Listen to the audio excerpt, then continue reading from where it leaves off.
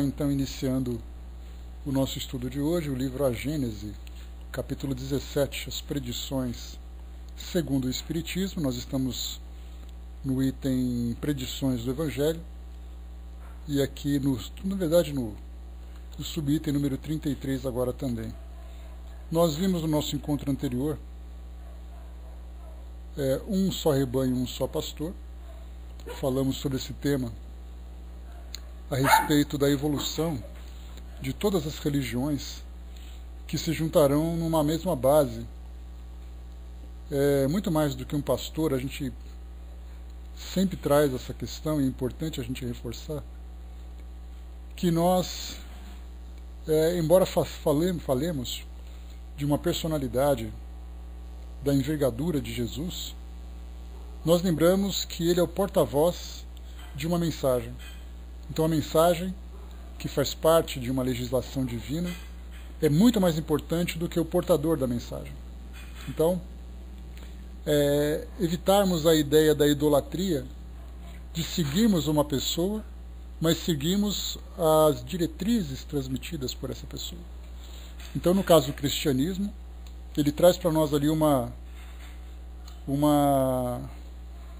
interpretação dessa mesma lei, assim como ela é também, bom dia, Nancy, assim como ela é também interpretada em outras filosofias, de acordo com a interpretação de cada grupo, em maior ou menor profundidade, mas a mensagem é essencial, é a mensagem que se transforma.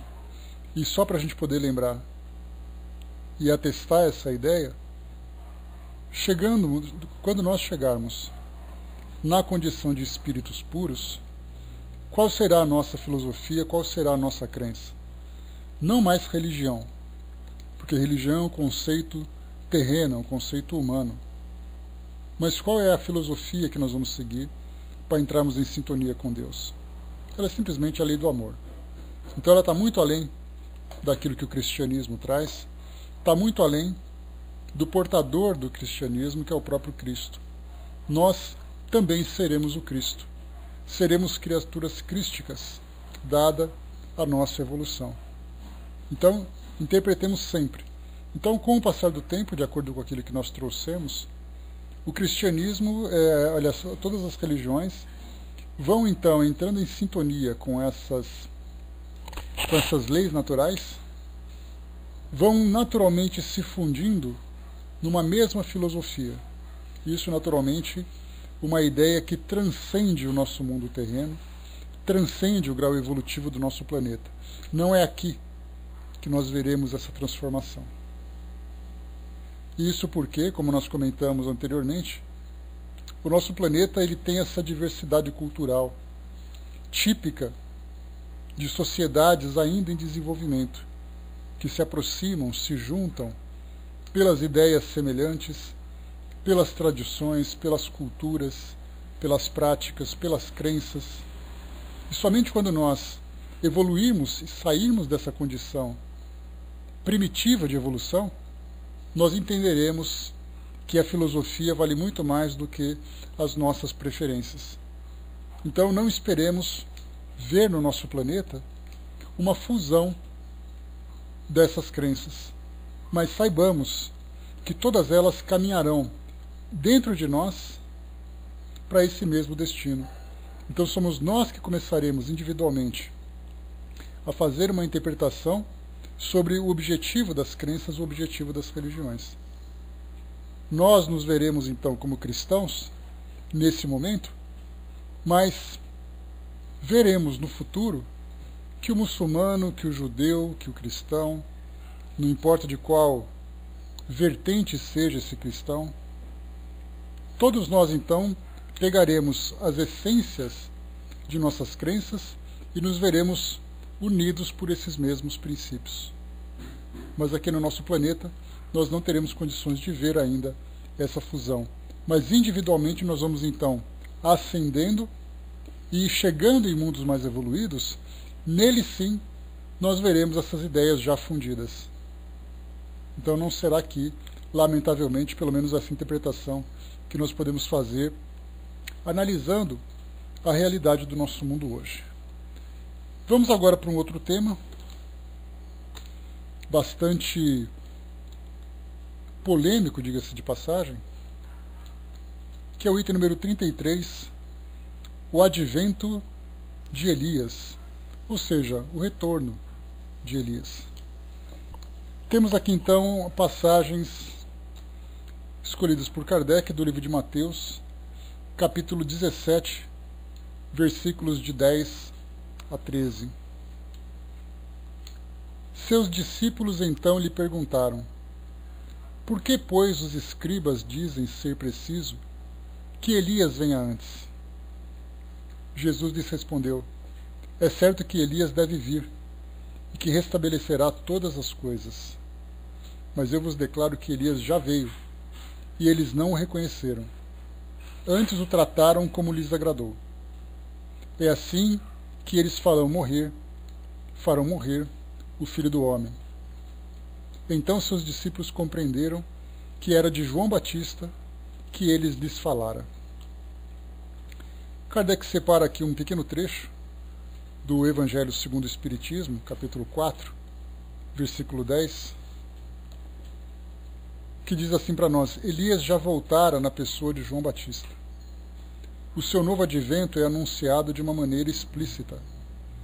Ora, como ele não poderia voltar senão através de um corpo novo, eis a consagração formal do princípio da pluralidade das existências. Kardec então traz esse pequeno trecho para abordar essa passagem do Novo Testamento. E aí então, como nós já chegamos até a estudar sobre isso, lá no nosso estudo da série Espiritismo Net Brasil, no estudo aprofundado da doutrina espírita, que não são raras as vezes em que nós espíritas queremos justificar a ideia da reencarnação, que para nós é uma lei, a lei da reencarnação, através dessa passagem dos Evangelhos. Como nós sabemos, várias religiões que se baseiam, que se sustentam no cristianismo, fazem interpretações muito particulares a respeito dessas passagens. Nós vemos essa passagem como sendo a consagração, então, como Kardec diz, da reencarnação. Se você perguntar isso para um católico ou para um evangélico, ele vai ter uma interpretação diferente. Então nós cairemos naquela questão: quem é o dono da verdade? Quem está fazendo a interpretação correta dessa passagem? Então é importante, eu vejo muito isso em artigos espíritas, em livros, até mesmo Kardec. Eu, particularmente, coloco essa colocação de Kardec, aponto essa colocação de Kardec, como sendo insuficiente para trazer qualquer confirmação da doutrina espírita. Aí alguém perguntaria assim: não, mas quem é você para falar de Kardec? Eu sou alguém que tem uma opinião crítica a respeito desse tema. E eu posso dizer para vocês que muito mais do que uma passagem bíblica para falar sobre a reencarnação, nós temos ali um longo conteúdo teórico e também de experiências que trazem para nós confirmações muito mais contundentes do que uma passagem do Novo Testamento que é sujeita a várias interpretações. Então, se eu quiser acreditar em reencarnação, eu tenho que pensar na lei de causa e efeito. Kardec, claro, fala sobre isso. Ele aponta essa passagem do Novo Testamento porque o tema é falar desse tema, mas eu não, desse tema, dessa passagem. Mas eu não colocaria isso com tanta vontade, com tanta convicção, já que esse tema é sujeito à interpretação. Da mesma forma, aquela passagem, que nós já chegamos a estudar sobre isso também, que fala, que quem quiser nascer de novo vai ter que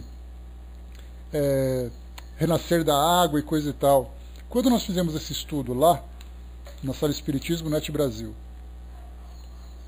do estudo aprofundado da doutrina espírita, do EAD, que é a segunda parte do ESD, o ESD é um tipo de estudo elaborado pela Federação Espírita Brasileira, que é um estudo sistematizado, que traz, então, a base da doutrina espírita, falando sobre aquilo que é o essencial de uma forma resumida.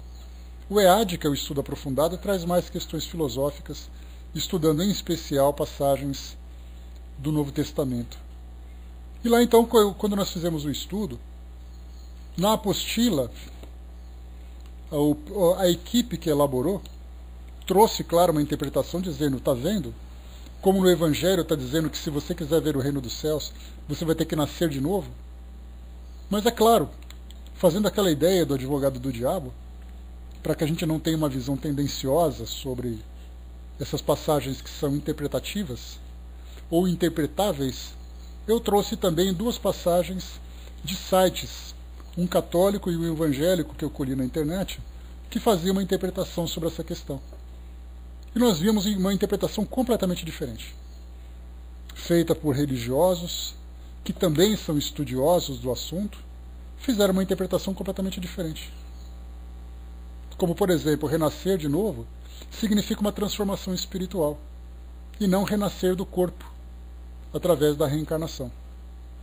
Então eu não utilizo essa passagem, eu particularmente, e essa é uma recomendação que eu passo, que não utilizemos a passagem dos evangelhos para afirmar a existência da reencarnação, mas que nós nos apeguemos aos fatos e também a todas as teorias elaboradas nesses últimos séculos a respeito desse tema para embasar a nossa opinião. Então, muito mais do que Jesus dizer que Elias tinha voltado na figura de João Batista, eu prefiro pegar, por exemplo, o trabalho feito pelos psicólogos da atualidade, sobre os teóricos de várias religiões, analisando a lei de causa e efeito, mostrando a importância de termos novas oportunidades evolutivas. Aí sim eu posso fundamentar a minha opinião. Porque, como eu falo para vocês, se nós pegarmos o Novo Testamento e começarmos a colocar como uma verdade absoluta aquilo que se encontra nesse texto, nós nos esqueceremos de todos aqueles elementos, todos aqueles fatores que são essenciais para o estudo dos evangelhos. Quando foi escrito, por quem foi escrito, para quem foi escrito, com qual objetivo, de que forma é que as traduções alteraram o conteúdo original, se as expressões utilizadas na época, se elas foram interpretadas corretamente. Todos esses fatores interferem diretamente vamos dizer assim, na intenção original daquilo que foi transmitido. Jesus pode ter dito uma coisa numa determinada situação especial, específica para aquele grupo, usou uma expressão que era característica daquela época, palavras que não existem mais. Já que nós temos ali muitas vezes, basta a gente pegar uma coisa muito clara. Pegamos, por exemplo, uma carta de Pero Vaz de Caminha, quando esteve aqui no Brasil, escreveu uma carta descrevendo o Brasil lá para o rei de Portugal.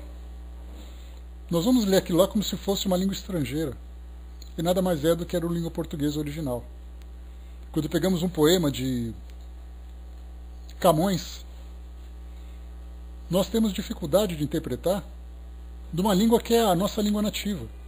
Imagina quando nós falamos de uma língua que nós sequer temos noção dela,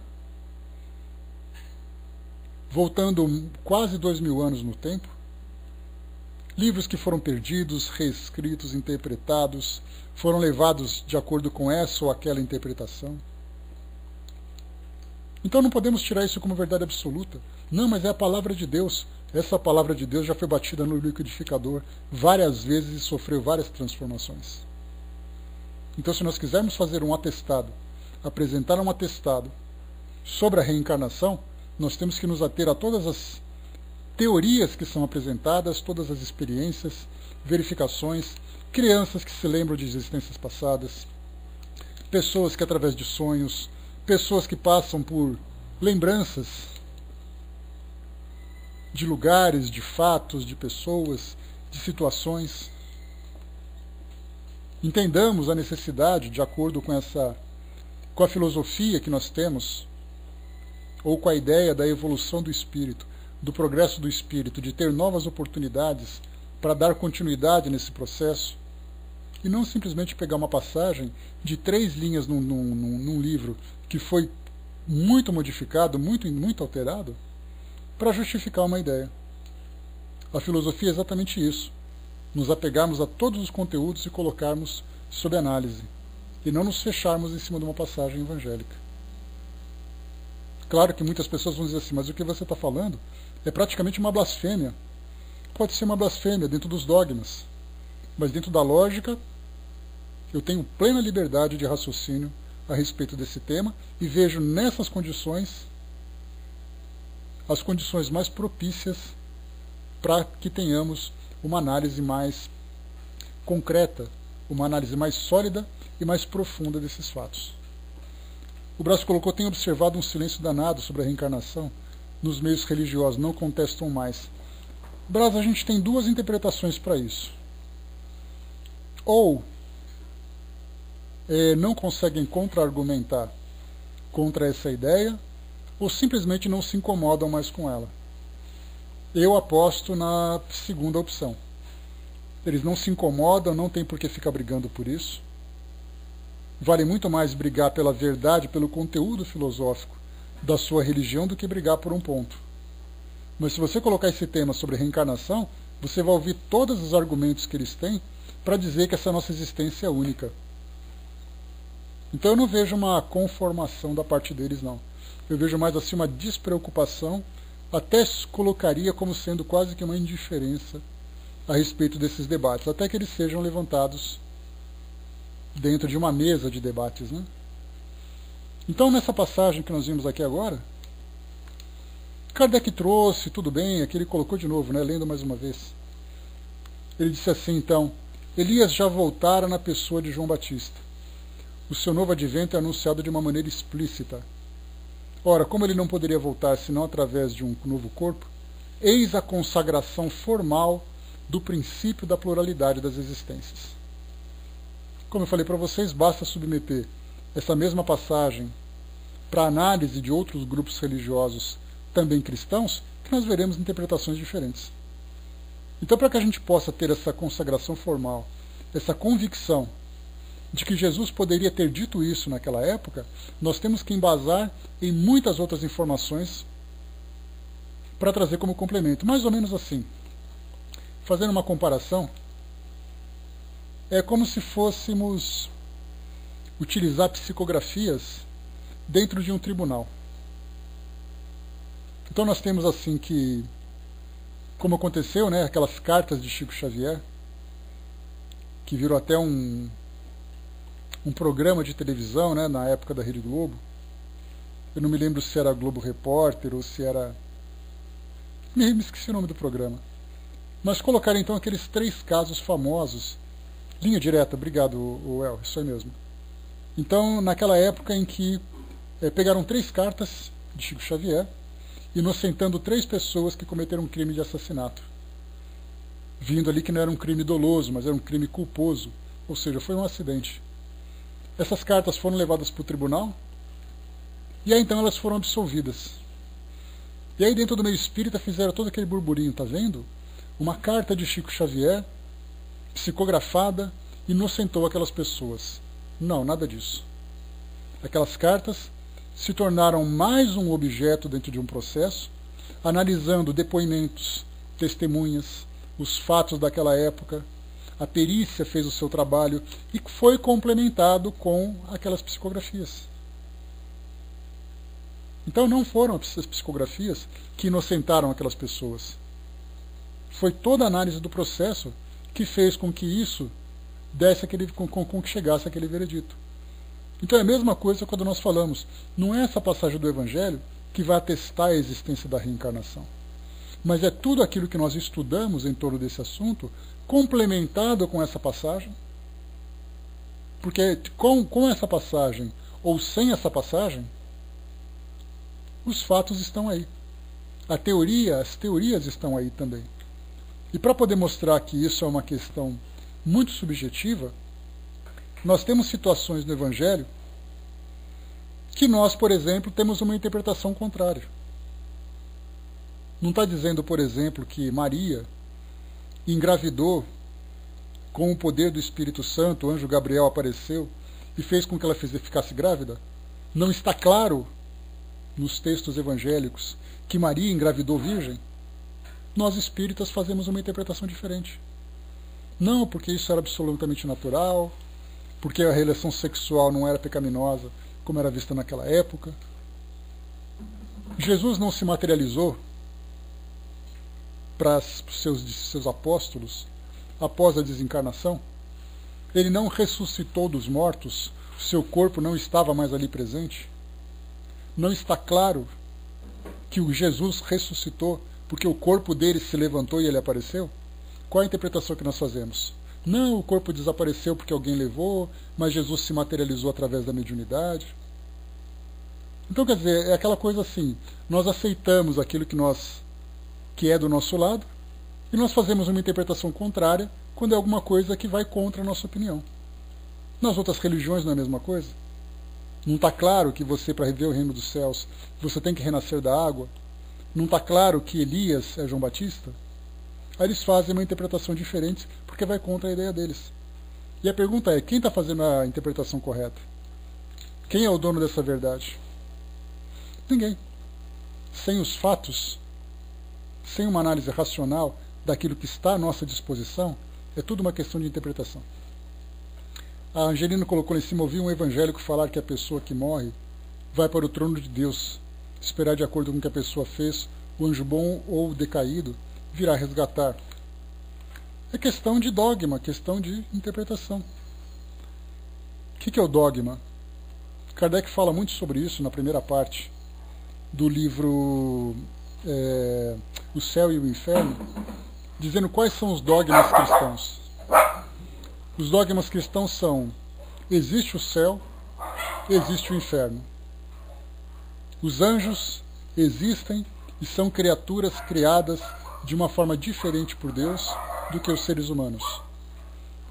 O diabo existe. Através do batismo você se livra do pecado original. Maria engravidou pelo poder do Espírito Santo. Jesus ressuscitou. Todos esses elementos que eu estou dizendo para vocês são dogmas que não podem ser contestados por aqueles que seguem essa religião. E lembrando que dogma não é uma questão católica. Dogma é uma ideia que pode fazer parte do meio político, do meio filosófico, do meio científico. Então, quer dizer, percebemos que todas essas ideias baseadas em textos antigos que foram modificados, não podemos ter como base de verdade. Esse texto em especial, na minha opinião, é muito agradável para nós que somos espíritas, porque fala daquilo que a gente gosta, fala daquilo que a gente acredita. Mas ele não pode ser tido como uma verdade. Porque se pode ser interpretado de uma forma diferente, então não é verdade. Se eu disser para vocês que todos os dias de manhã o sol vai nascer, isso é um fato. Quem vai fazer uma interpretação diferente diante desse fato? Quando chegar assim por volta das 3 horas da manhã, alguém vai dizer assim, olha, na verdade o sol vai fazer um contorno e essa manhã ele não vai nascer. Como? Se todos os dias o sol nasce entre aspas, porque na verdade ele não nasce e não morre, mas ele se esconde e aparece. Então eu vou dizer, logo mais o sol vai aparecer no horizonte, porque ele está fazendo, a Terra está fazendo então a sua rotação, e a claridade vai então iluminar a nossa região. Quem vai dizer o contrário? Que isso não vai acontecer. Agora, aquilo que é interpretativo, quando você vai morrer, você vai para o céu, você vai para o espaço, nem nós espíritas nos entendemos dentro daquilo que nós acreditamos. Alguns acreditam que ao morrer, entre aspas, pois é, a Terra que se move, né, através da rotação. Então não existe morte, não existe nascente, não existe poente. Existem só giros. Então entre nós espíritas, nós não nos entendemos dentro daquilo que nós aceitamos. Por exemplo, o espírito quando desencarna, para onde ele vai? Para uns vai para um hospital, para uma colônia espiritual, vai para nosso lar. Para outros não existe nada disso, ele vai para o espaço e fica lá, planejando o seu futuro, trabalhando pelo seu desenvolvimento. Se nós espíritas, com tanta informação que nós temos do mundo espiritual, não nos entendemos, como é que a gente vai debater com pessoas que pensam completamente diferente de nós? O Osmar colocou, e nós não temos que ter uma compulsão por provar isso ou aquilo para as pessoas que têm outras convicções religiosas. Na verdade, a gente tem que lembrar sempre, né, Osmar, que o objetivo das religiões é fazer com que as pessoas evoluam moralmente. De que forma que ela vai evoluir moralmente, no que ela vai acreditar, isso é uma questão de opção. Ela escolhe como ela quer se transformar. Não somos nós que vamos determinar como. Podemos sugerir, podemos exemplificar, podemos ser influenciados, podemos influenciar. Apenas isso. O objetivo das crenças religiosas é fazer com que elas se aproximem de Deus. Essa aproximação se dará através da transformação moral, da evolução dos seus valores, para que ele possa entrar em sintonia com essas leis universais. Apenas isso. Fraternal colocou ficar queimando eternamente no fogo do inferno. O espírito, isso é muito. Para nós pode ser muito, para eles não.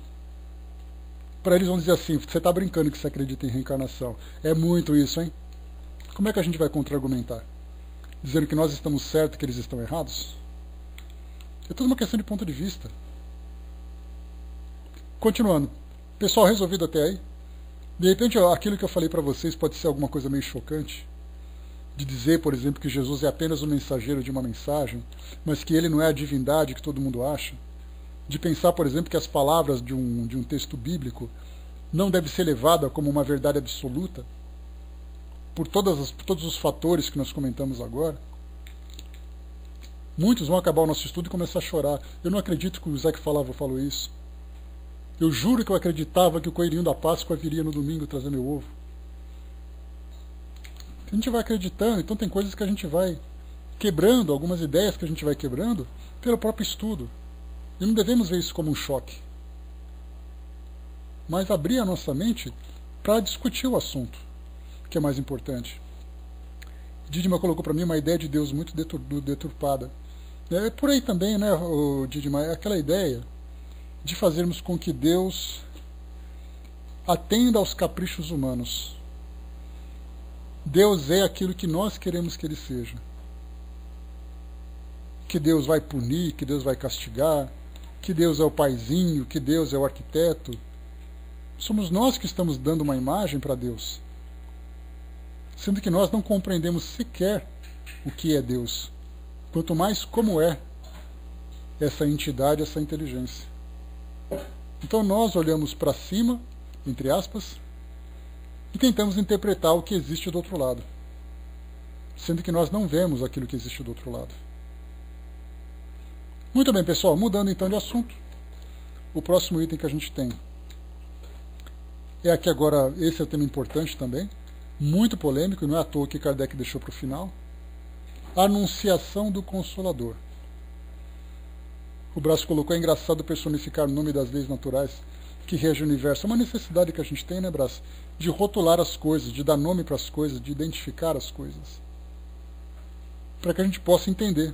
Mas com o passar do tempo a gente vai modificando essas nossas interpretações, conforme a gente vai tendo uma compreensão um pouco maior, mais profunda sobre tudo isso. Item número 35, Anunciação do Consolador. Esse também é um tema que, olha, dá o que falar. Porque ele também é interpretativo. Muito interpretativo. E não apenas interpretativo, mas um tema muito passional. Faz aflorar em nós paixões, sentimentos profundos que causam muito mais confusão do que esclarecimento. Kardec separou para nós aqui então uma passagem do livro de João, capítulo 14. João 14, gravem sempre bem esse livro e esse capítulo. João 14. Depois, se possível, pesquise na internet. Eu gosto muito do site bibliaonline.com.br, um site evangélico, mas que traz a Bíblia muito bem organizada, bem bonitinho para estudar. Vão lá e leiam João 14, de ponta a ponta, para que a gente tenha a informação bem contextualizada e não peguemos apenas um versículo para poder interpretar um texto todo. Mas vamos lá, Kardec, como ele está? João capítulo 14, o site que eu gosto, bibliaonline.com.br, mas vocês vão encontrar vários sites de Bíblia por aí, Bíblias com traduções do catolicismo, das igrejas evangélicas, até mesmo Bíblias, né, feitas também por espíritas, como é o caso do Haroldo Dutra Dias, do professor Severino Celestino. Mas o que importa é o conteúdo. Vamos lá. Kardec separou então do João 14, versículos de 15 a 17 e versículo 26. Se me amais, guardai os meus mandamentos. E eu pedirei a meu Pai, e ele vos enviará um outro Consolador, a fim de que fique eternamente convosco. O Espírito de verdade, que este mundo não pôde receber, porque não o vê. Mas vós, porém, o reconhecereis, porque permanecerá convosco e porque estará em vós. Mas o Consolador, que é o Espírito Santo, que meu Pai enviará em meu nome, vos ensinará todas as coisas e vos fará lembrar de tudo o que vos tenho dito. Dá para a gente imaginar o perereco que isso aqui criou no meio religioso cristão. Quando virá esse outro Consolador? Muitos não esperam que Jesus vai renascer? Nós espíritas não vemos a doutrina espírita como sendo esse Consolador? E agora, como é que a gente vai entender tudo isso? A palavra Espírito Santo, o termo Espírito Santo, não é um termo utilizado entre nós espíritas. Entre católicos e evangélicos, faz parte da Santíssima Trindade, Pai, Filho e Espírito Santo. Então, no começo, nós ficamos todos animados, porque ele enviará outro Consolador. A gente fala, yes, a doutrina espírita chegou, para que fique eternamente convosco. O Espírito de verdade, que este mundo não pôde receber, porque não o vê. Aí a gente lembra lá que o Espírito verdade, aqui na Bíblia está Espírito de verdade. Lá para Kardec, a gente vê isso no livro Obras Póstumas, o Espírito se identifica como sendo a verdade. Por isso a gente chama de Espírito verdade, mas quem quiser tratar de Espírito de verdade, não tem nenhum problema.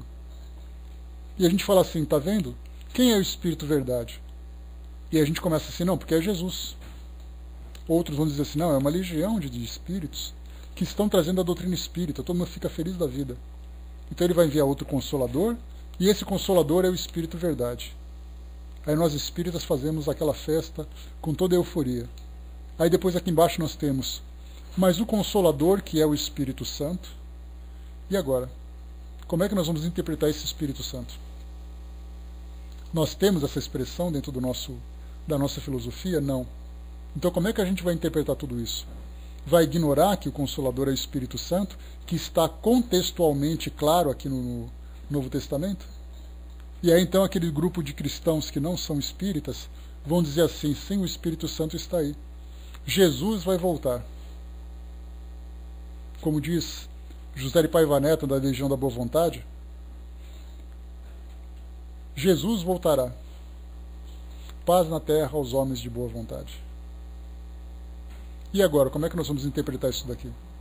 A gente vai pegar só a parte que interessa e desprezar o resto? E os outros, como interpretarão? Vão só pegar a segunda parte que interessa e desprezar a primeira? Vamos em frente aqui ainda. Kardec separou João 16, de 7 a 14. Entretanto, digo-vos a verdade, convém que eu me vá, porquanto se eu não me for, o Consolador não virá até vós, mas eu me vou e o enviarei a vós. E quando ele vier, convencerá o mundo no que respeita ao pecado, à justiça e ao juízo. No que respeita ao pecado, porque eles não acreditaram em mim. No que respeita à justiça, porque vou para o meu Pai e não me vereis mais. E no que respeita ao juízo, porque o príncipe deste mundo já está julgado. Tenho ainda muitas coisas para vos dizer, mas presentemente não as podeis suportar. Quando esse Espírito de verdade vier, ele vos ensinará toda a verdade, porquanto não falará por si mesmo, mas dirá tudo o que tiver escutado, e vos anunciará as coisas que hão de vir. Ele me glorificará, porque receberá o que está em mim, e o anunciará a vós. Essa passagem tem muitas coisas para vos dizer, mas presentemente não as podeis suportar, e que depois esse Espírito de verdade vos ensinará toda a verdade, porque nós ainda não temos condições de compreender, mostra exatamente que o cristianismo se encontrava num processo de formação. Jesus trouxe aquilo que era compatível com a capacidade de entendimento daquela sociedade. Lembremos que Jesus ficou apenas durante 3 anos entre aquelas pessoas para poder levar essas informações. Porque o seu apostolado começou a partir, aliás, a sua missão começou a partir dos 30 anos. E aos 33 ele foi, então, executado. 3 anos, numa época em que ele tinha que caminhar a pé, sentado em jumento, sem Facebook, sem internet e sem WhatsApp. Dá para a gente imaginar o trabalho difícil que ele fez naquele pouco tempo e sem condições de difundir esse trabalho. Daí então ele tinha ali o grupo de apóstolos que tentavam, dentro de suas possibilidades, transmitir essa mensagem. Iam em dupla, em trio, de cidade em cidade naquela região, para tentar levar essa mensagem. Na cara e na coragem, sofrendo todas as intempéries do local, as antipatias, as perseguições. Então ele fez o que pôde durante 3 anos. A gente lembra que Kardec começou o seu trabalho em 1855, quando ele começou a pesquisar sobre as mesas girantes. E ele desencarnou em 1869. Kardec teve 14 anos com imprensa, com cartas, com carruagens, navios, cavalos, com comunicações de centros espíritas de várias partes do mundo, 14 anos para fazer o que ele fez.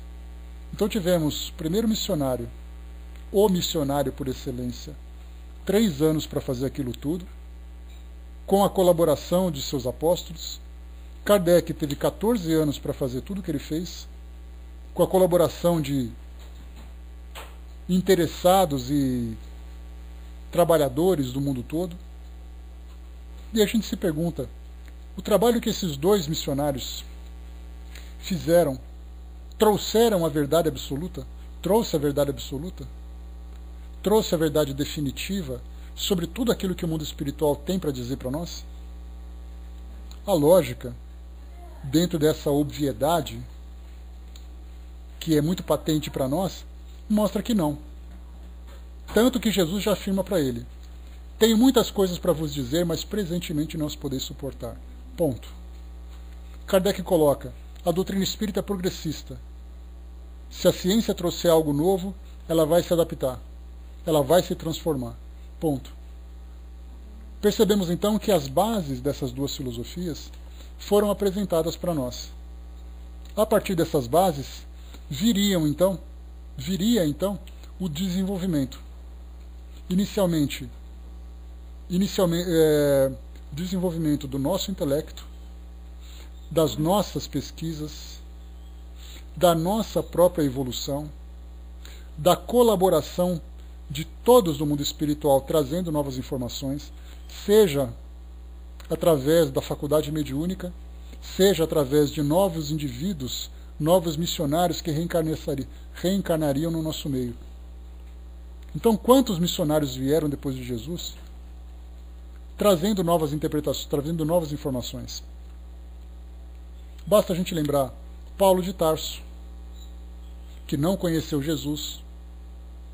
A gente lembra sempre que Paulo de Tarso, porque muitas pessoas acham, lendo os evangelhos, pelo fato de não ter oportunidade de estudar e tudo mais, acredita que ele estava ali entre João, entre Pedro, entre Mateus, Marcos, Judas, Tiago, entre outros. Mas a gente lembra que Paulo, sendo talvez o mais expressivo dos apóstolos, pelas todas as cartas que ele escreveu, e a gente fala que ele foi expressivo, exatamente porque ele foi o que mais se destacou nos registros que foram apresentados do seu trabalho. Então as cartas que foram enviadas a todas as comunidades daquela região se tornaram parte do Novo Testamento. Mas não significa que os outros apóstolos tenham trabalhado menos que ele.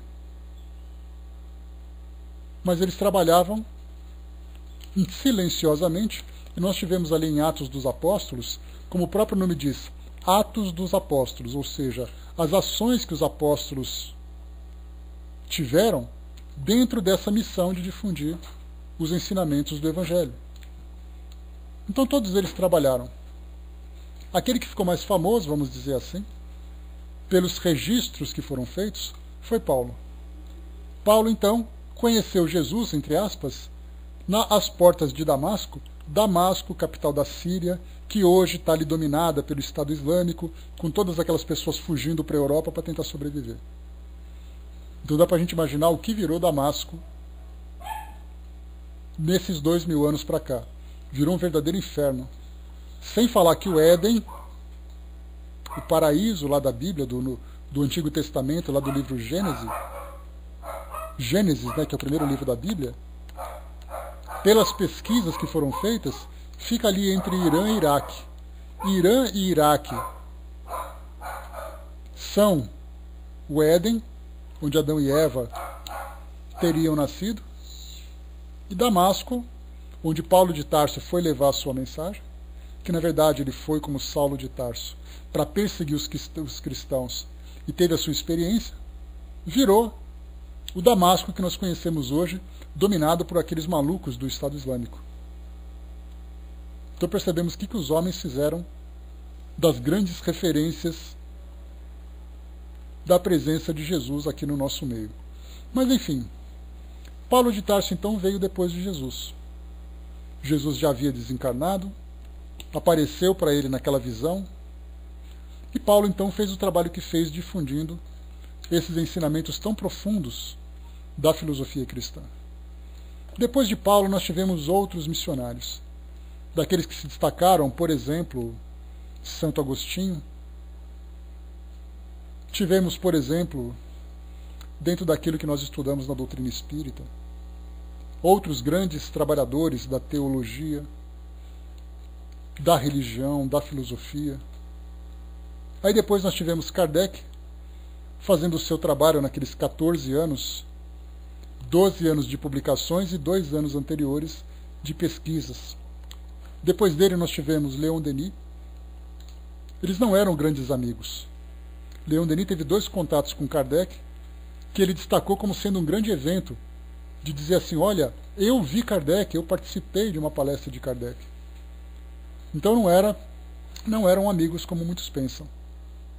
Então Leon Denis deu continuidade a esse trabalho. Depois de Leon Denis nós tivemos outros trabalhadores, principalmente no campo das pesquisas, estudando os fenômenos físicos, né, da doutrina, como Gabriel Delany, como William Crookes, como que mais? Deixa eu lembrar aqui nomes. Cesare Lombroso e outros pesquisadores. E depois nós tivemos aqui no Brasil nada mais, nada menos que Chico Xavier. Que aí nós entramos num outro abacaxi também. Kardec era Chico Xavier, não era Chico Xavier. Quem estava próximo a ele dizia que ele era, ele mesmo disse que não era, outros afirmam que era, não importa. Mas percebemos então que esses 2 missionários, Jesus, o missionário, e Kardec, um missionário, não conseguiram concluir então a base, não conseguiram concluir e nem poderiam trazer então essas informações completas a respeito dessas leis naturais. Apresentaram a base de acordo com cada sociedade, cada época, cada capacidade. Basta a gente lembrar, por exemplo, que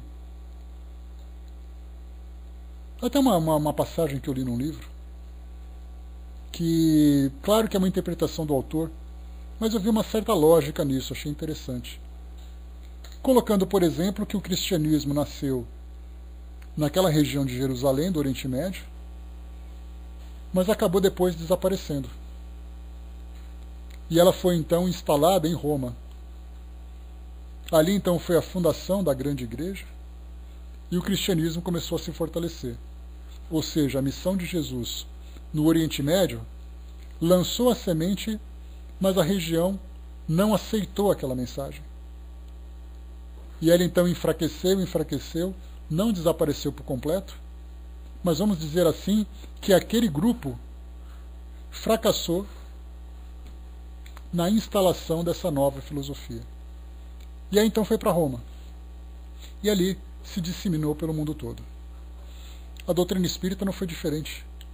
Começou na França, naquela época do positivismo, do iluminismo, e aí depois veio para o Brasil e desapareceu.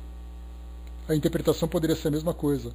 A França, então, fracassou no acolhimento dessa nova filosofia.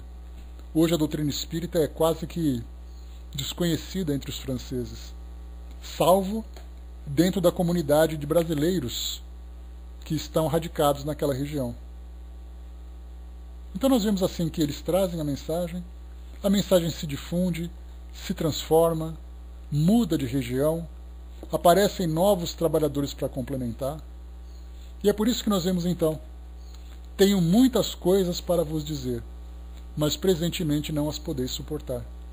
Isso mostra que a semente foi trazida, a base foi apresentada, mas ela não pôde ser trazida de uma forma completa.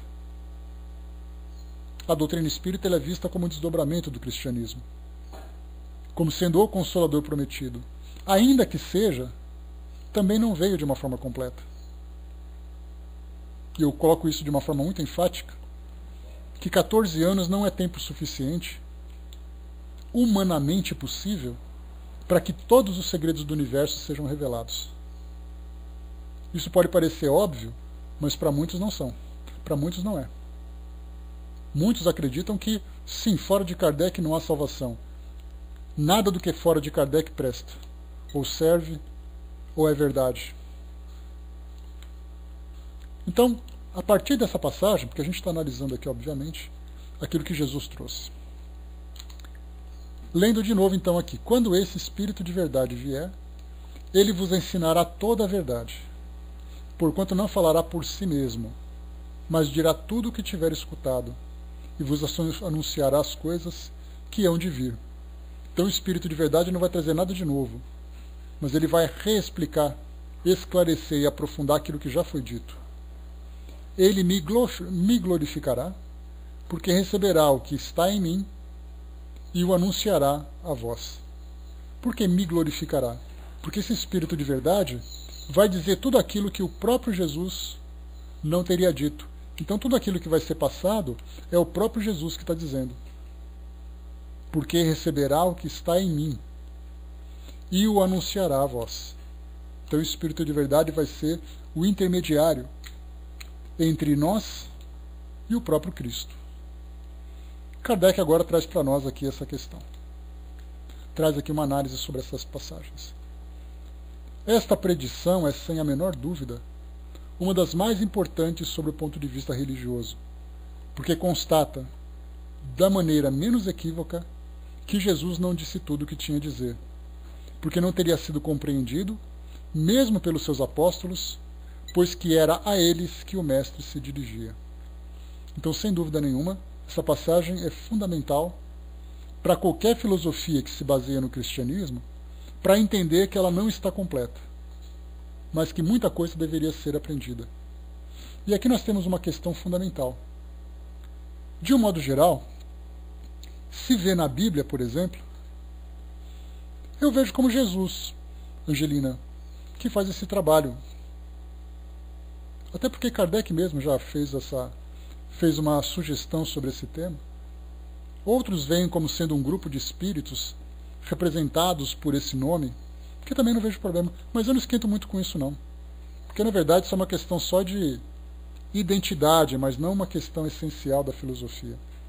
Se vocês acharem que é o outro também não tem problema, a gente vai comer pizza, aliás eu adoro pizza portuguesa, para quem quiser pagar uma pizza depois. Então, não tem problema nenhum com relação a isso. Mas muito bem, sobre essa passagem que nós falamos aqui então das religiões, dizer, por exemplo, que dos estudos que nós fazemos, nos baseamos, por exemplo, na Bíblia, nós vemos muito isso hoje. Abre-se a Bíblia e leem, releem, reinterpretam tudo aquilo que está escrito naquele texto que foi elaborado inicialmente há 2000 anos, mas que foi complementado e sofreu todas as alterações com o passar do tempo. Tentamos trazer para a nossa realidade do século XXI palavras ditas há mais de 2000 anos. E aí alguém vai dizer assim, mas a palavra de Deus é imutável. Então tudo aquilo que está no Novo Testamento é a verdade e já é o suficiente. Mas aí a gente pega Jesus dizendo, não disse tudo o que tinha a dizer. E agora? Como é que a gente vai complementar? Com que nós vamos complementar aquilo que não foi dito na Bíblia? E nós vemos a mesma coisa também com relação a nós espíritas, quando nós abrimos o livro dos Espíritos dizendo, aqui está a verdade absoluta. Fora do livro dos Espíritos eu não preciso trazer mais nada. Mas Kardec disse que a doutrina espírita não estava fechada. Então, se eu me baseio exclusivamente no conteúdo do livro dos Espíritos, lendo, relendo e interpretando, eu estou trazendo para o século XXI as verdades, entre aspas, ditas há mais de 150 anos. Ou seja, a doutrina espírita não evoluiu. A partir da fixação daquilo que foi apresentado nos livros da codificação. Da mesma forma que o cristianismo também não evoluiu, se ele ficou preso nos textos do Novo Testamento. Porque se aquele livro está claramente incompleto, como o próprio Cristo já disse, se eu me baseio apenas nele, significa que eu estou, então, tendo uma verdade, entre aspas, também incompleta. E eu preciso me desenvolver. Eu preciso fazer com que esse assunto seja aprofundado. O que nós vemos hoje são muitos teólogos, estudiosos, filósofos, que procuram trazer interpretações diferentes para a mesma base apresentada há 2000 anos. Então eles ficam debatendo entre eles o que foi dito, como é que você deve entender, mas a base continua lá atrás. Então não houve uma evolução. Porque é como se você pegasse um desenho, fácil, Leonardo da Vinci, a nossa gloriosa Mona Lisa. Nesses mais de 500 anos em que Mona Lisa foi pintada, quantos e quantos estudiosos de arte tentam interpretar esse desenho, aquela imagem? Eles não têm nada para acrescentar. O que eles fazem? Ficam tentando interpretar, reinterpretar, ler, reler, fazem radiografia, e fazem de fato radiografia, para saber o que tem atrás, o que tem na frente, que tipo de tinta foi usada, mas a base continua a mesma, aquela mesma de 500 anos. Ou seja, o pensamento não evolui. Ele fica tentando, é como se ainda tem essa, né, fraterna? É como se fosse um motor, um carro funcionando a toda a potência, mas atolado, preso, ele não sai do lugar. Você troca o carro, você troca o motor, você troca o combustível, mas ele continua preso no mesmo lugar. A estrada aberta à sua frente e o carro não sai do lugar. Ou trazendo uma outra comparação, que eu gosto muito de fazer comparações, é como se nós morássemos numa ilha, numa pequena ilha de 2.000 metros, 2 quilômetros quadrados. Uma pequena ilha. E nós moramos nessa ilha durante toda a nossa vida. Nós aprendemos então a conhecer cada detalhe da ilha. Eu dou até nome para as pedras da ilha, com tamanha intimidade que eu tenho com aquele local. Eu brinco com as árvores, conheço todos os animais, sei quais animais nasceram, quais morreram, sei a direção do vento, mas eu não saio daquela ilha. Do planeta todo à minha volta, eu posso dizer que conheço profundamente a ilha, mas somente a ilha. O dia que eu pegar um barco e começar a navegar e desbravar novos horizontes, conhecer continentes, culturas, depois começar a explorar o espaço, aí sim eu saí da minha ilha e o meu conhecimento se expandiu. Ficarmos presos nesses livros do passado, que são bases importantes, mas não são definitivas, é como se nós estivéssemos nessas várias condições que eu trouxe para vocês. Ou somos aquele carro atolado, em que eu mudo o carro, mudo o motor, mudo o barulho, mas continuo preso, ou eu fico preso dentro da minha ilha. Mas aí nós entramos numa questão muito problemática. Quais serão as novas informações que eu vou poder aceitar como sendo um complemento legítimo daquela base inicial? Qual será a fonte? Qual será essa nova verdade que vai se basear naquilo que foi trazido para mim? E aí Kardec, como eu sempre falo para vocês, muito mais importante do que o conteúdo que ele apresenta para nós, é o método que ele utilizou.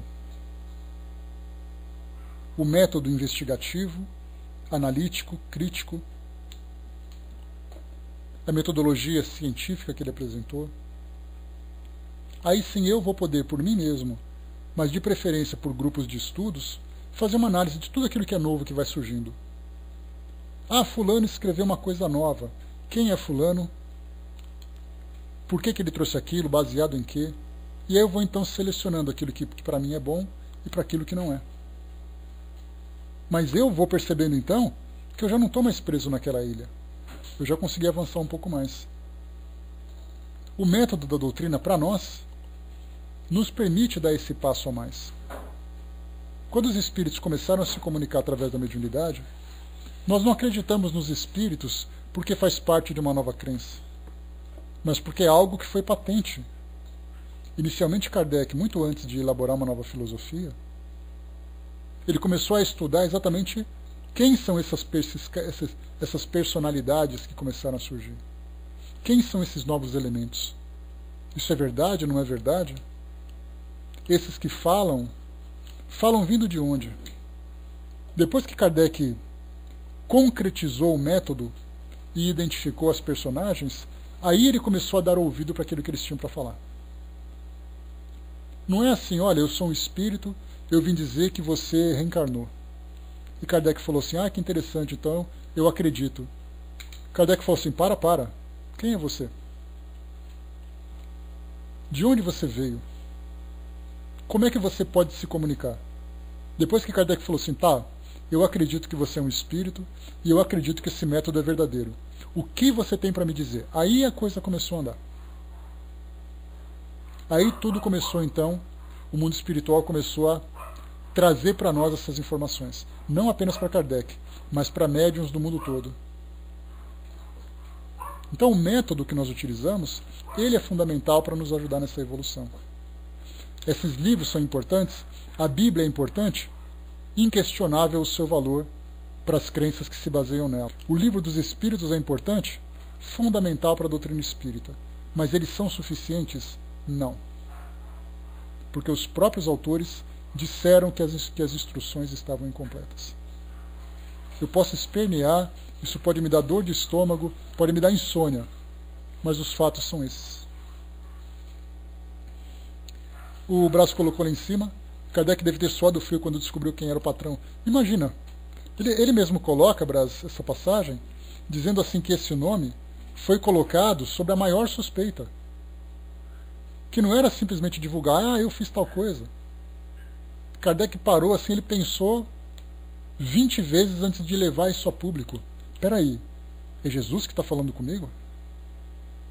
Dá para imaginar o peso que isso foi? Muito mais do que a emoção que ele sentiu nesse contato, era desmoronar tudo aquilo que ele tinha construído baseado numa empolgação. Porque se ele chegasse a público e dissesse assim, nossa, Jesus falou comigo, aí o pessoal começaria a dar risada, viraria as costas e ia embora. Isso, ele já começou a falar isso é porque ele pirou de vez. Então, na verdade, foi muito mais exatamente a prudência, o cuidado que ele teve para poder levantar essa possibilidade de ter sido Jesus.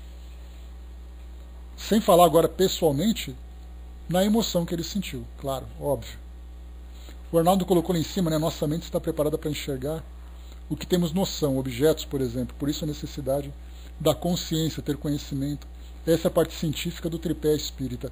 E nós precisamos desenvolver muito isso, Arnaldo, porque a gente sabe que aqui no Brasil nós somos muito religiosos e muito apaixonados pelas nossas crenças.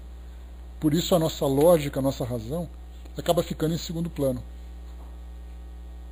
Por isso que os textos bíblicos não são questionados. São verdades dogmáticas. E a parte científica crítica, no Brasil, acabou ficando em segundo plano. Ou terceiro ou quarto plano. O que vale é a fé. E o Brasil é um país de muita fé. Pelas nossas tradições, pela nossa cultura. O amor ele colocou nele, nos deu uma peneira e nos ensinou a peneirar, cabe nos selecionar. Exato. Aquilo que que Kardec trouxe para nós. O método de estudos, o método de análise. Continuando, pessoal, vamos dar uma acelerada aqui, senão ficamos por aqui. Se Jesus tivesse dado instruções secretas aos apóstolos, eles teriam feito menção delas no Evangelho. Uma vez que ele não disse tudo aos seus apóstolos, seus sucessores não poderiam saber mais do que eles, e podem ter se enganado quanto ao sentido das palavras do Senhor, ou dado uma falsa interpretação aos seus pensamentos, muitas vezes velado, sob forma de parábolas. Assim, as religiões fundadas sobre o Evangelho não podem dizer que têm toda a verdade, uma vez que ele, Jesus, reservou para si mesmo a complementação posterior dos seus ensinamentos. O princípio da imutabilidade das religiões é um protesto contra as próprias palavras do Cristo. Essa é uma imagem que nós temos para aqueles que pegam a Bíblia, levantam e dizem assim: aqui está a palavra de Deus, eu não preciso de mais nada. E nós ouvimos isso com frequência. Mas espera aí, Jesus falou para você que ele não disse tudo ainda. E eles vão dizer assim: não importa, para mim isso basta. Então, se isso basta, você tem que esperar o seu próprio amadurecimento para você buscar mais novidades, mais ideias, mais informações. Se o Cristo disse que ele não disse tudo e você acha que o que ele disse já foi suficiente, então guarda para você esse conteúdo que para você seja o suficiente. Mas o universo vai muito além disso. E se você não está preparado para receber essas informações do universo, então tem que esperar o próprio amadurecimento. Continuando. Jesus anunciou, sob o nome de Consolador e Espírito de Verdade, aquele que deve ensinar todas as coisas e fazer lembrar o que ele disse, pois seu ensino não estava completo. Além disso, ele prevê, por isso a predição que nós estamos estudando, que o que disse seria esquecido, seria desvirtuado, uma vez que o Espírito de Verdade deveria relembrar tudo, e juntamente com Elias, restabelecer todas as coisas, isto é, segundo o verdadeiro pensamento de Jesus. Quando esse novo revelador deverá vir? É bem evidente que, se na época em que Jesus falava, os homens não estavam em condições de compreender as coisas que lhe restava dizer, não seria em alguns anos que poderiam adquirir as luzes necessárias para consegui-lo. Para a compreensão de certas partes do Evangelho, com exceção dos preceitos morais, seriam necessários conhecimentos que só o progresso das ciências poderia dar, e que deveriam ser obra do tempo e de muitas gerações. Aqui, quando ele fala, com exceção dos preceitos morais, significa que amor, caridade, virtudes de um modo geral, são atemporais. A mesma caridade do passado é a caridade de hoje. A mesma tolerância, a mesma paciência, o mesmo amor do passado é o amor do nosso presente e será o amor do futuro. Somos nós que vamos interpretá-lo de um modo diferente. O próprio amor, a felicidade, a caridade são elementos que nós estamos aprofundando cada vez mais. O amor para nós, ele é o amor passional, ele é o amor tendencioso. Eu amo as pessoas, meus amigos, eu amo a minha família, mas eu não amo aqueles que pensam diferente de mim. Eu amo quem usa verde e amarelo e não amo quem usa vermelho. Isso é o amor incondicional? Obviamente que não. Então, na verdade, nós estamos aprendendo a amar cada vez mais. Há pouco tempo, voltando 130 anos no tempo, eu amava os brancos e não amava os negros. Os negros, para mim, não eram nem gente. Não era assim que a escravidão disseminou essa ideia? Amo as mulheres, não amo os homens e abomino os homossexuais. Não é isso que a nossa cultura tem passado para nós? Amo quem usa a camisa preta e branca e odeio quem ama a camisa preta e vermelho. Não é assim que nós estamos pensando hoje? Então até mesmo o amor, que é um elemento atemporal e que Jesus vem exemplificar, não falando de quem era judeu, quem era samaritano, ele falou de um amor incondicional. Esse amor incondicional começa agora a ser compreendido. Agora não, vai. Ele vem sendo compreendido gradualmente. Então aquilo que nós entendemos como amor hoje está muito aquém do valor original. Sim, sem falar nisso, né, Mauri? Castas, mas essas são preferências de modo geral. Nós temos uma tendência a nos sentirmos mais fortes, mais seguros, dentro daqueles que pensam como nós. Por isso, então, nós amamos aqueles que nos dão essa segurança, nos dão essa felicidade, vamos dizer assim. Por isso, então, aqui de novo, com exceção dos preceitos morais, certas partes do Evangelho, a compreensão, seriam necessários conhecimentos que só o progresso das ciências podiam dar. E que deveriam ser obra do tempo de muitas gerações. Se, portanto, o novo Messias tivesse vindo pouco tempo depois do Cristo, teria encontrado o terreno nessas mesmas condições, e não teria feito mais do que ele. Ora, desde Cristo até os tempos atuais, não se produziu nenhuma grande revelação que haja complementado o Evangelho e elucidado os seus trechos obscuros, o que é um indício seguro de que o enviado ainda não havia aparecido. Qual deve ser esse enviado? Dizendo, pedirei a meu Pai e ele vos enviará outro Consolador? Jesus indica claramente que esse Consolador não é ele mesmo. Do contrário, teria dito, voltarei para complementar o que vos tenho ensinado. Depois acrescentou, a fim de que fique eternamente convosco, e ele estará em vós.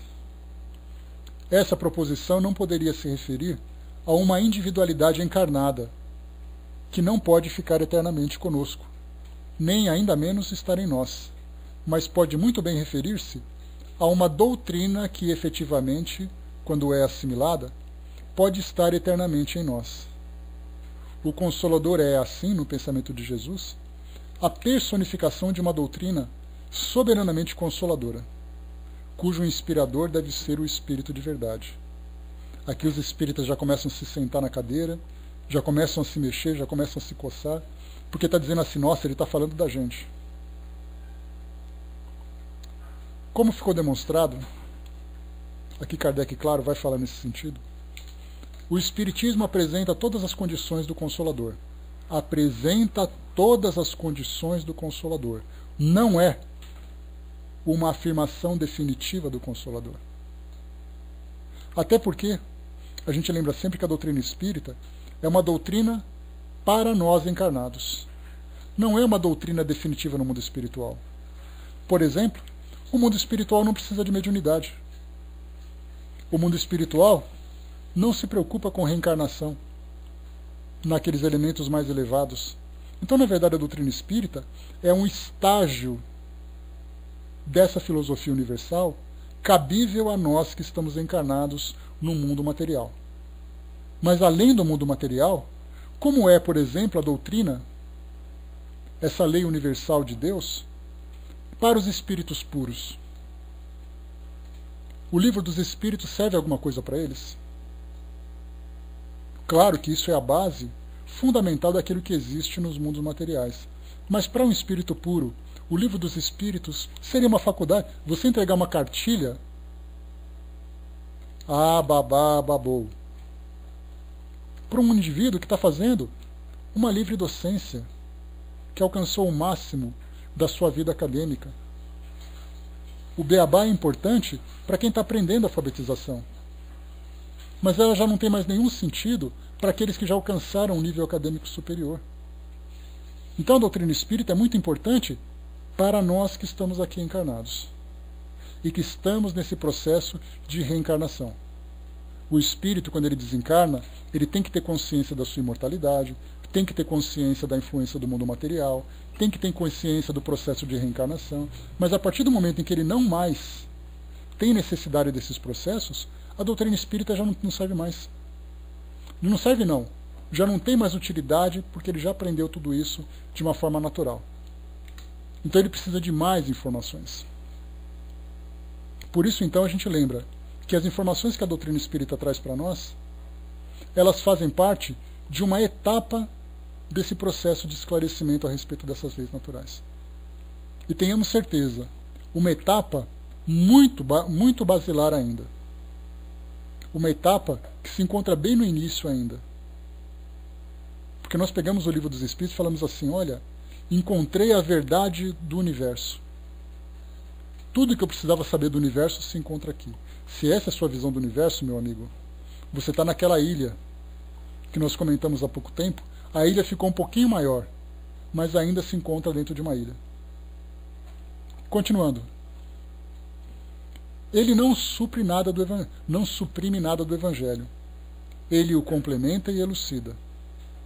Com o auxílio das novas leis que revela, juntamente com as da ciência, ele faz compreender o que era ininteligível, admitir a possibilidade daquilo que a incredulidade considerava inadmissível. Ele teve seus precursores e seus profetas, que pressentiram a sua vinda. Com o seu poder moralizador, ele prepara o reino do bem sobre a terra. A doutrina de Moisés, incompleta, ficou circunscrita ao povo judeu. A de Jesus, mais completa, espalhou-se por toda a terra, através do cristianismo, mas não converteu todo mundo. O espiritismo, ainda mais completo, com raízes em todas as crenças, converterá a humanidade. Então a gente tem, inclusive, um livro muito interessante, publicado por... Deixa eu lembrar o nome dele aqui agora. Se eu não me engano, é José Leal. Ele escreveu um livro publicado pela editora Celde, chamado As Três Revelações.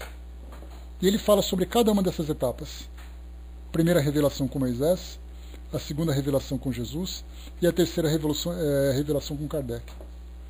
Mas nós que somos ansiosos por aprendizado, a gente fica se perguntando, essas três revelações trazem para nós todas as informações do universo? Não existe mais revelações para chegar para nós? Com certeza nós teremos muitas outras revelações. Basta nós desencarnarmos que nós vamos chegar no mundo espiritual e ter revelações assim que vão cair do céu.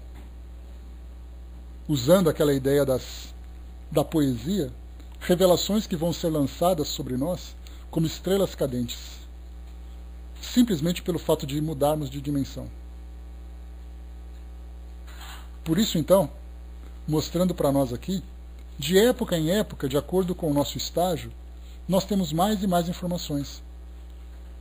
Porque a verdade absoluta somente Deus sabe. Nós vamos aprender verdades que vão nos elevando cada vez mais para atingirmos o máximo da verdade relativa à nossa condição de espíritos. E se o planeta Terra é um dos mais atrasados que existem, conforme os espíritos dizem para nós, as informações que nós estamos recebendo agora são informações muito simples. Informações que são primitivas ainda. E basta a gente lembrar que aquilo que a doutrina espírita traz para nós fica restrito a um pequeno grupo. Nós espíritas somos muito pequenos para toda a totalidade do nosso planeta. Lembra que a última informação que chegou para nós, em termos de estatística, mostra que aproximadamente 30 milhões de pessoas, 30 milhões de pessoas aceitam a doutrina espírita como seguidores ou como simpatizantes. 30 milhões de pessoas é a população do estado de São Paulo. Peguemos o estado de São Paulo comparado com o planeta inteiro. É isso. Pega um mapa do Brasil, olha São Paulo, depois você pega um mapa do mundo e olha só aquele pontinho de São Paulo. Ali se encontram todos os espíritas. O resto, tudo pensa diferente. Então dá para a gente perceber que, embora essas informações tragam para nós o melhor esclarecimento, existe muito ainda por vir. O Braz lembrou de um detalhe importante. O próprio Chico Xavier ficou muito receoso para divulgar aquilo que André Luiz tinha trazido. Na própria introdução do livro Nosso Lar, Emmanuel traz para nós uma introdução para apresentar aquelas informações mas já prevendo a resistência que aquilo ia trazer. Leiam, por favor, peguem o Nosso Lar, pesquisem na internet, baixem em PDF e leiam a introdução de Emmanuel, que ali ele vai preparar o espírito de todo mundo para uma coisa chocante. Revelar o mundo espiritual a partir dessas novas informações. Ele já diz assim, não vão acreditar. Chico falou assim, jura que eu vou ter que fazer isso? Emmanuel falou, juro, mas vão me criticar, não tem problema. Se prepara, seja forte, que tudo isso daqui agora é coisa nova. E até hoje, entre nós espíritas, isso não é aceito. Imagina você falar isso para um muçulmano, falar isso para um evangélico, falar isso para um judeu. Os espíritas não aceitam. Ou têm dúvidas com relação a isso. Fechando, pessoal, deixa eu... uma coisa... Chico falou assim, jura que isso aqui é verdade? Juro, meu filho. Eu tenho que falar isso mesmo? Vai, meu filho. Mas vamos criticar? Vamos, meu filho. E a coisa foi. O Brás colocou, né, eles pararam psicografia por 60 dias para ocultar a personagem de André Luiz e levar Chico em desdobramento para o mundo espiritual. Ele teve que se convencer, né, Brás? Eu vou te mostrar que isso é verdade, para você perceber que mesmo diante das críticas, você vai ter essa convicção. E isso, claro, nós estamos falando para aqueles que veem nesse trabalho de Chico Xavier algo que aprofunda a doutrina espírita. Mas e para aqueles que não gostam de Chico Xavier e não suportam ouvir falar de André Luiz? Tudo isso aí é fantasia de um espírito materialista. André colocou no livro que estou lendo, O Lado Oculto da Transição Planetária, as páginas mostram quanta perplexidade dos espíritas quando desencarnam. Muitas. Até mesmo nós espíritas ficaremos chocados com tudo isso. Para fechar, pessoal. Deixa eu ver se eu vou fechar mesmo. Não vou fechar não. Nós paramos aqui ainda no texto número 41, dentro dessa mesma passagem. Porque como vocês perceberam, muita coisa nós podemos tirar e conversar sobre tudo isso. Então eu vou parar aqui no meio para a gente não precisar correr e desperdiçar esse material que é muito importante para nós. Então, no próximo